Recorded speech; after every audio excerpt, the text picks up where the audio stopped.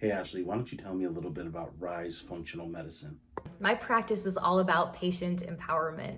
So I see a lot of people with chronic symptoms, hormone related symptoms, gut health issues, and they've been struggling for years and they haven't quite figured out why those symptoms are occurring, which of course is the premise of what we're doing, was we're investigating to the root cause in functional medicine. But on top of that, an additional layer that my practice really focuses on is building in resiliency. So teaching patients how to manage the inevitable stress that will occur with life. And it is stress. I truly believe stress is the primary cause of chronic disease and chronic symptoms in modern day life. I really love that concept about patient empowerment and how you're focused on helping people understand stress and how it impacts them, because stress is everywhere. So why don't you tell us a little bit more about what you do and how you address that? A big part of my practice is making the time to listen. So the first real visit that I have with the patient is 90 minutes long. So we sit down and we dive in back to birth. I want to know, were you breastfed? Were you on antibiotics as a kid? I want to know about stressors, and I want to know how they correlate with the onset of your symptoms. A big part of the work in functional medicine is that investigation. So I'll often, after an investigation like that, do some deep labs. So labs that you don't typically get with your primary care provider. We're checking for nutrients, we're looking at hormones, we're looking at multiple different pathways as they relate to detoxification and metabolism. We'll do advanced thyroid testing, and many times we dig into the gut. So that may mean like stool testing or breath testing, really understanding if there is good bacteria, who the bad guys are, who the good guys are in the gut, because the gut is so connected to hormonal health and mental health. That's a great way to look at it and do things, right? Is slow down. Slow is smooth, smooth is fast, right? But you want to be able to connect all the dots. And I like how you go deeper than what the first layer is. You keep peeling back that onion to help understand more of what's really going on and get deeper rooted into the problem. So why do you do this? I only found functional medicine because I struggled with the conventional approach to healthcare. I was diagnosed with autoimmune disease at a young age, and I was not satisfied with the "here's a medication, take this for the rest of your life, have a nice day" approach. So that just kind of got me thinking, like, this is not how I believe that healthcare should work.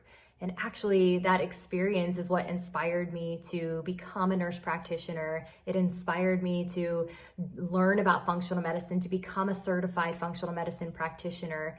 And through that experience of seeing a functional medicine practitioner myself and learning more about what is happening, what is the biochemical process that's happening as it relates to our genes and the environment, how is that affecting my health, and why is this disease process happening to me?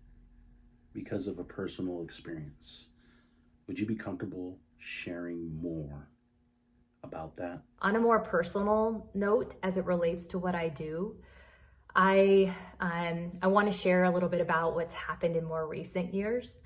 So in 2020, my mom was diagnosed with ALS, Lou Gehrig's disease. So it's a motor neuron disease, so it causes rapid deterioration of motor neurons. And so we just lose our bodily functions pretty rapidly over the course of a few years. And so my mom wasn't able to talk, she wasn't able to eat or drink, and this was all within like a year. It was one of the most traumatizing experiences of my life, just watching her suffer and not being able to help her, even as a healthcare provider. And the more I learned about neurodegeneration, the more that I learned that it's actually preventable in many cases. I have learned that my mom had a gene that did increase her risk, but it didn't seal the deal. It wasn't a full penetrance type of thing. And I learned that I also have the same gene that my mom had that increased her risk. What I do know is that there are things that I can do in my daily life to reduce stress, to eat well, to take care of myself as it relates to sleep and nutrition and supplementation, and to watch things on a precision level in my labs to a degree that it's not causing anxiety, but in a helpful way. And that empowerment as it relates to prevention and improving and optimizing my brain health has been one of the most rewarding experiences of my health journey thus far. And so I work with patients who have genetic predispositions to neurodegenerative disease because I am so passionate about this topic. When I found out I had a gene that increased my risk, the response from my practitioner was, "There's nothing you can do, just go live your life," which I respect to a certain degree. However, my personality type is the type that I want to do what I can, to know what I did, to live as long as I could, to be with my daughter as long as I could, so that I have no regrets. So what I would love for you to do is take a few moments and give yourself a verbal love letter. Good one.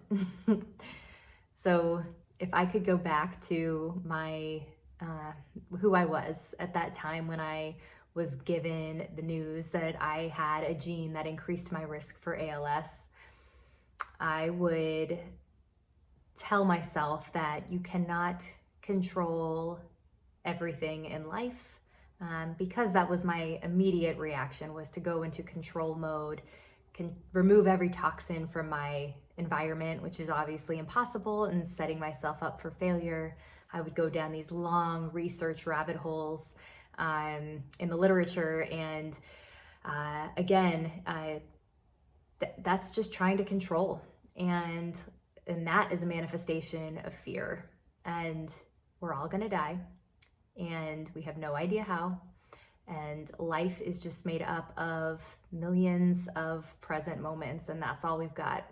So I would just give her a big hug and say, be present, be with your daughter, be with your husband, be with your family, live your life, and do what you can to minimize health risks. But at the end of the day, it's all about how you're connecting to every moment.